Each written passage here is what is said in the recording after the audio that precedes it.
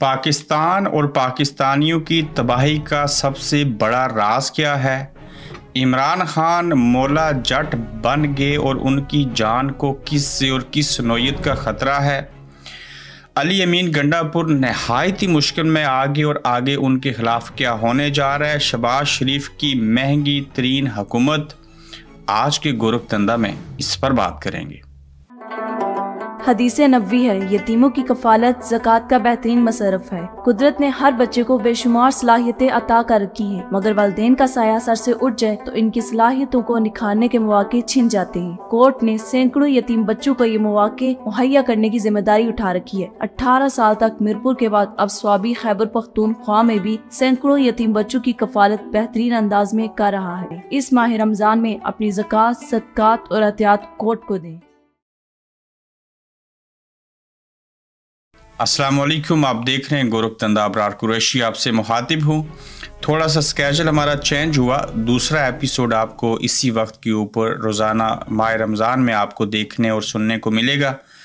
आखिर ये जो सवाल है कि पाकिस्तान और पाकिस्तानी जो हैं उनके ऊपर जो मुश्किलात हैं और जो तबाही है उसका असल राज क्या है? ये राज इमरान खान साहब के साबिक करीबी साथी, मौजूदा इमरान खान साहब से उनकी दूरी है, बड़े इंटेलेक्चुअल हैं, नाम है उनका नईम बुहारी। तो वो लिखते हैं, वो बयान करते हैं कि पाकिस्तान की तबाही का जो राज है सबसे बड़ी अच्छी बात उन्होंने की। और इसके ऊपर जो दानश्वर किस्म के लोग हैं वही ऐसा कह सकते हैं। उन्होंने अधूरी बात की, मैं उसको मुकम्मल करूँगा। वो कहते हैं हमारी यानी कि पाकिस्तानियों की तबाही का राज 90,000 सब्ज़ बैल प्लेट नंबर की जो गाड़ियां हैं वो हैं, जो सरकारी अफसरान की हैं।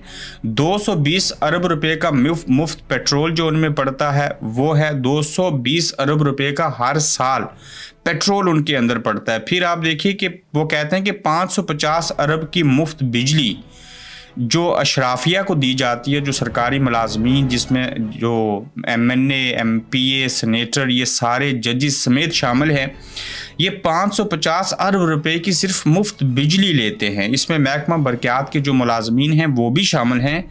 और फिर ये तमाशा अब बंद हो जाना चाहिए, लेकिन ये तमाशा कैसे बंद होगा? कौन बंद करेगा? मुफ्त का माल तो हर कोई खाना चाहता है। मुल्क के अंदर हलाल और हराम की तामीज़ नहीं है, जबकि हलाल खाकर ही आप रोज़े रख सकते हैं, नमाज पढ़ सकते हैं, किसी के लिए दुआ कर सकते हैं।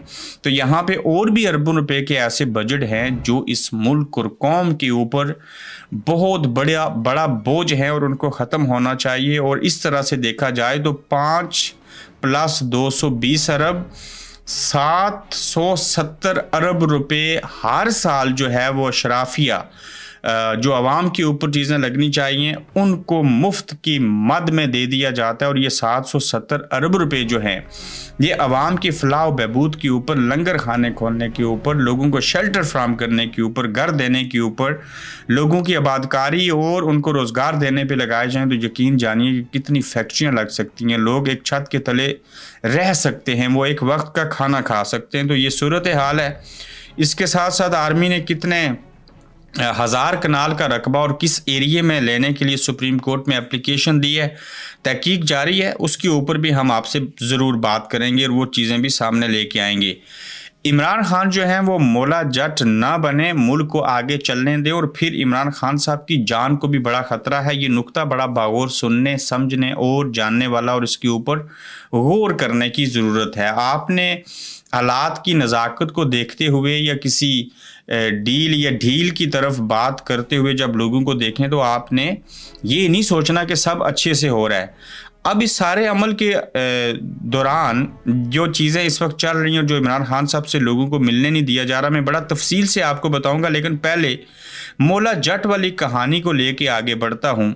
पहली तो बात यह है कि वो बंदा कहता है जो स्पोक पर्सन है मिलिट्री इस्टेब्लिशमेंट के, उनका नाम फैसल वाडा है। वो कहते हैं कि ये नून लीग का आखिरी इक़्तिदार है, इसके बाद नून लीग इक़्तिदार में नहीं आएगी। ये बात भी उनकी किसी हद तक ठीक लग रही है। इमरान खान मुल्क के लिए मुश्किलात पैदा ना करने और मौला जट बनने के बजाय मुल्क की भलाई का सोचें। इमरान खान को अब भी गलत मशवरे दिए जा रहे हैं। फैसल वाडा ये चाहते हैं कि इमरान खान डटे नहीं, खड़े नहीं हुए, बैत कर लें और मूला जट नहीं बने, और उनको गलत मशवरे दिए जा रहे हैं। और सही मशवरा ये दिया जा रहा है फैसल वाडा सबके ना, ये चाह रहे हैं कि आएँ इस्टेब्लिशमेंट के सामने लेट जाएं, उनकी बैत कर लें, बूट पॉलिश कर लें, वो जो कहते हैं वैसा कर लें, वरना आपकी खैर नहीं है। दूसरी जानिब इमरान खान के साथ क्या हो रहा है कि उनकी जो जान है उसको शदीद ख़तरा है। अब ये जो लफ्ज़ ख़तरा है ये मैं आपको पहले बता दूं कि ये गलत है। ख़तरा इसलिए नहीं है कि जिन्होंने इमरान खान को गिरफ़्तार किया था वो जो कमांडोज थे, जिस इदारे ने उनको पकड़ा, मैं मिसाल देता हूँ कि जब एक साबिक ब्यूरोक्रेट और मौजूदा मेरे जहन से अचानक से नाम निकल गया, वो व्लॉगर हैं, उनका अपना यूट्यूब चैनल है, मेरे जहन से नाम निकल गया, लेकिन जब उनको गिरफ़्तार किया गया तो ओरिया मकबूल जान नाम आ गया जहन में। तो ओरिया मकबूल जान ने कहा कि जब उनको गिरफ़्तार किया गया तो उनकी जो बाहर गाड़ी खड़ी थी उसके ऊपर धूल पड़ी थी, गर्द पड़ी थी। तो वहाँ पे एक उनके चाहने वाले ने, वही जो उसी CTD के एहलकार थे, उन्होंने लिखा ISI, यानी कि जब उन्होंने पूछा कि कौन हो, कहाँ से आए हो, आपका तारुफ क्या है, तो उसने धूल जहाँ पड़ी थी शीशे के ऊपर ISI लिखा और उन्होंने उसका फ़ोटो बना लिया और अपने पास भी रख लिया। और उसने गिरफ़्तार करने के लिए जो आया उसने वहाँ पर उनको बता दिया जी कि ISI ने हमें भेजा है। अब आगे बढ़ते हैं। सर, इमरान खान की जान को ख़तरा इसलिए नहीं है, ये जो कह रहे हैं कि ख़तरा है, ये एक बयानिया बनाया जा रहा है, डराया जा रहा है अवाम को और इमरान खान को भी। चाहते वो कुछ और हैं। वो असल में जिन्होंने इमरान खान को गिरफ़्तार किया है उनकी इतनी बड़ी जिम्मेदारी है कि इमरान खान को ज़िंदा रखना और सारी चीज़ें करनी। शायद हम गलत हों, जितना कि बाहर वाले PTI के कारकुनों की इतनी जिम्मेदारी नहीं है।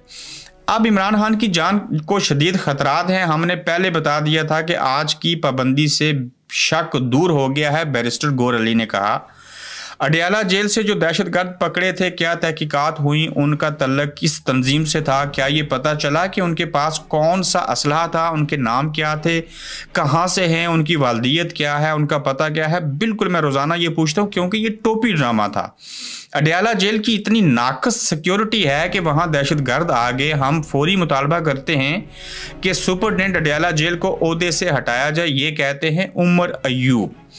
अब असल में किस्सा कहानी ये है और जिसकी वजह से ये सारी चीज़ें हो रही हैं कि इमरान खान की जान को ख़तरा है। ये चाहते क्या है? खबर ये है कि इमरान खान के वकला और सियासतदानों से मुलाकातों पर पाबंदी का मकसद सिर्फ़ और सिर्फ दबाव बढ़ाना है और लोगों के अंदर खौफ और हरास क्रिएट करना, ये कह कर के इमरान खान की जान को ख़तरा है। और जो पैगामात इमरान खान तक गुज़श्ता 10 रोज़ से पहुँचाए जा रहे थे, जिसके तहत वो हुकूमत बना रहे थे, वज़ीर आला, वज़ीर, बाकी सारी चीज़ें हो रही थी, इमरान खान ने तस्लीम नहीं किए। वो जो पैगामात भी भेजे जा रहे थे इस्टेब्लिशमेंट की जानिब से, और फिर जो इमरान खान के अपने लोग मिलते थे उनके ज़रिए भी जो है वो खताबत, पैगाम रसानी सारी चीज़ें हो रही थी। तो जब इमरान खान नहीं माने तो मकसद इमरान खान को बनी गाला से मुंतकिल करना है, जेल से बनी गाला मुंतकिल करना है और इमरान खान को खामोश करवाना है। 1 साल की खामोशी और फिर तमाशा देख, लेकिन अब तक इमरान खान का एक ही जवाब है, एब्सोल्युटली नॉट। मैं इसको कबूल नहीं करता। तो जब ये चीज़ें हो रही हैं तो आप देखना ये है कि इमरान खान अडयाला जेल से सिक्योरिटी के उस चीज़ को ख़तरे को वजह बना के और दहशतगर्दों के पकड़ने की कहानी को सामने रख के ये कब अडयाला से बनी गाला भेजेंगे, बुशरा बीबी पहले से हैं, और किस तरफ चीज़ों को लेके जाएंगे। क्योंकि जब तक इमरान खान जेल में है ये मुल्की मैशत को ठीक नहीं कर सकते। सियासी अदम इस्तेकाम जब तक है मुल्की मैशत ठीक नहीं हो सकती। नए वज़ीर ख़जाना आ गए, सागदार साहब को वज़ारत ख़जाना नहीं मिली, तो इमरान खान भाईजान ये पठान, ये पश्तून, ये पख्तून है, ये कोई नवाज शरीफ, कोई जरदारी, को बाकी लोग नहीं है। उसने ज़िंदगी जीनी थी जी ली, उसने शोहरत देखनी थी देख ली, वो सेलिब्रिटी बन गया। अब उसके लिए वज़ारत उज़्मा और ये चीज़ें बड़ी छोटी हैं। लोग सोचते हैं कि इमरान खान ये कह रहा है कि आप उनके साथ नहीं चलो, ये हमारे साथ चलो, मैं आपकी बैत करने को तैयार हूँ। वो बातें बहुत पीछे रह गई। इमरान खान ने बैत करके आपके साथ चलने को भी देख लिया और आपने भी इमरान खान को देख लिया और दोनों एक दूसरे को समझ गए हैं। अगला नुक्ता यह है जी कि शहबाज शरीफ साहब की महंगी तरीन हुकूमत किस तरह से है। ये आप देखिए कि पहला इजलास हुआ काबीना का और उस इजलास के अंदर शहबाज की मीटिंग अवाम के काम क्या आएगी, और वफाकी काबीना का हल्फ उठाते ही आज का पहला इजलास हुआ। शहबाज शरीफ साहब से कुछ सवालात हैं, कुछ गुजारिशात हैं कि शहबाज शरीफ की सदारत में तय पाया कि महंगाई को कंट्रोल करेंगे, टैक्स कलेक्शन पर जोर देंगे। बहुत अच्छी बात की, वेल डन। अगर शहबाज शरीफ और उनकी काबीना वाकई अवाम की सगी है, अवाम की हमदर्द है, तो लोग ये सवाल पूछते हैं तो सिर्फ एक काम करके दिखाएं। नई बात कोई नहीं करनी, पुरानी बात को ठीक करना है।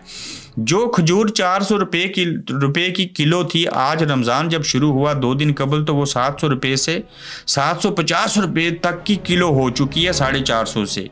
इसी तरह फलों और अशिया खुर्दनोश की कीमतों में बहुत सारा इजाफा हो चुका है। चूंकि 100 रुपये किलो वाला या 200 रुपये किलो वाला सेब है, वो 3, 4, 450 रुपये किलो मिल रहा है।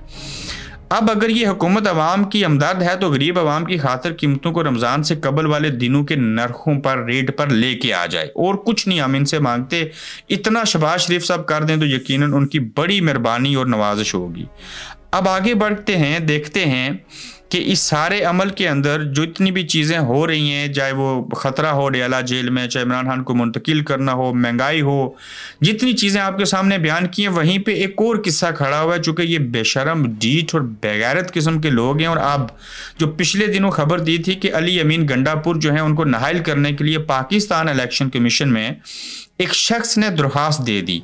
उस दरख्वास्त के नतीजे का नतीजा क्या आया और उसके ऊपर अमल करना शुरू कर दिया गया है। और सवाल ये है कि अली अमीन गंडापुर किस तरह के शिकंजे में आए हैं और अली अमीन गंडापुर बतौर वज़ीर आला KP के कब नाहल हो जाएंगे।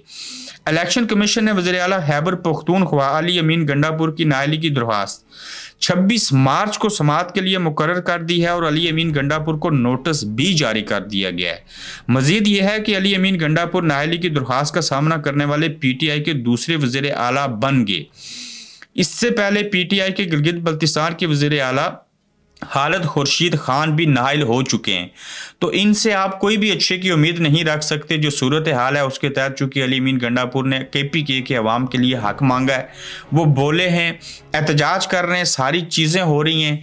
अब किसी ने जो दरख्वास्त दी है वो इलेक्शन कमीशन ने समाअत के लिए मुकर्रर की है। बात आगे बढ़ेगी और यकीनन यही लग रहा है कि उनको या तो बैत करवाई जाएगी, वो नहीं करेंगे, तो उन्हें नाहल करके सबको एक बात समझाई जाएगी कि भाईजान देखिए, आप MNA भी बने, आप MPA भी बने, आप वज़ीर आला भी बन गए, लेकिन आज भी हमारे हाथ में आपकी डोरें हैं। जहाँ से डोर चाहे हम हिलाएंगे, जहाँ चाहे आपको छोड़ के आएंगे, जिसको चाहे हम नाहल करेंगे। तो अब देखना ये है कि ये कब तक बेशर्मी और बेगैरती, नाइंसाफ़ी और गैर आइनी और गैर कानूनी काम होते रहेंगे। पहले फॉर्म 45 के तहत आपने नतीजा नहीं आने दिया, फॉर्म 47 में बदल के सरेआम खुलेआम धांधली की और हाथ से जो नंबर हैं वो आप उनको तब्दील करते रहे और आप पड़ गए आप अली अमीन गंडापुर के पीछे। तो ये आज का गोरखधंधा था। अपना ख्याल रखिएगा, तो फिर इंशाल्लाह आपसे मुलाकात होगी। रमज़ान में अपने पड़ोसियों का, अपने ख़ास कर रिश्तेदारों का जो जो दीन इस्लाम कहता है उनका खुसूसी तौर के ऊपर ख्याल रखें, अपना भी ख्याल रखें। फिर इंशाल्लाह आपसे मिलेंगे। आप देख रहे हैं गोरखधंधा अब्रार कुरैशी के साथ।